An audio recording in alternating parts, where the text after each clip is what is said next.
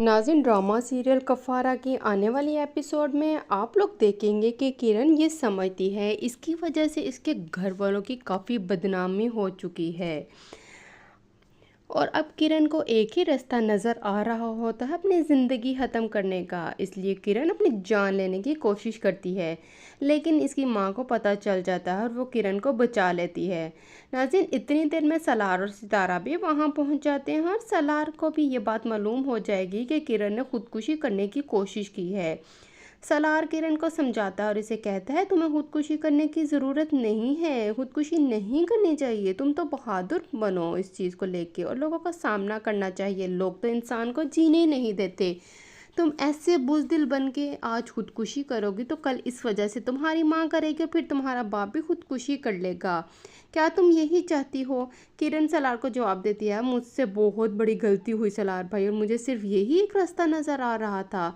सलार किरण को जवाब देता है, तुमने एक गलती की है, इसका ये मतलब नहीं तुम दूसरी गलती करो और खुदकुशी कर लो। खुदकुशी करना हराम है, तुम्हें ऐसा नहीं करना चाहिए।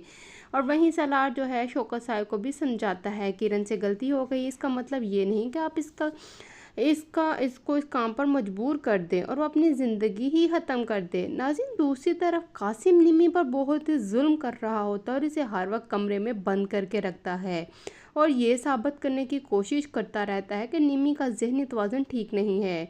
लेकिन अब निमी भी बताएगी और उसने फ़ैसला कर लिया था, वो कासिम की असलियत सबको बताएगी।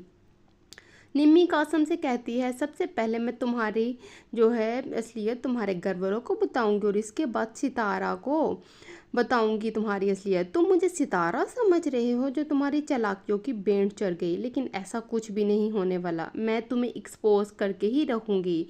अब निमी की बातें सुनने के बाद कासिम को बहुत ही ज़्यादा निमी पर गुस्सा आता है और वो निमी को थप्पड़ मारता है और इससे कहता है, तुम्हारी हिम्मत कैसे हुई, तुमने सोच भी कैसे लिया मैं तुम्हें ऐसा करने दूंगा, और अगर तुमने ऐसा किया तो मैं तुम्हारी ज़ुबान खींच लूँगा। और कासिम निमी को बेड पर धक्का दे देता है।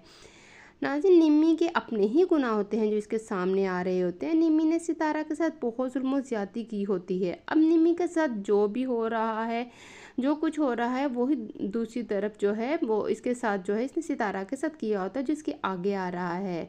दूसरी तरफ आप लोग देखेंगे कि सितारा भी अब काफ़ी चालाक बन चुकी है। सितारा ने साहबा की माँ को लीगल नोटिस भेजा होता है क्योंकि उन्होंने टॉक शो में आकर इनकी एनजीओ के खिलाफ बातें की होती हैं जिसका इनके पास कोई भी सबूत नहीं होता। साहबा की माँ यह खबर सुनकर बहुत ही ज़्यादा चौंक जाती है और वो ताहर सिकंदर से बात करने के लिए इसके घर पर आती है और वो ताहिर सिकंदर से जाकर कहती है, सितारा की हिम्मत कैसी हुई, वो मुझे कह रही थी वो मुझे कोर्ट में घसीटेगी, वो होती कौन है मेरे साथ ऐसा करने वाली।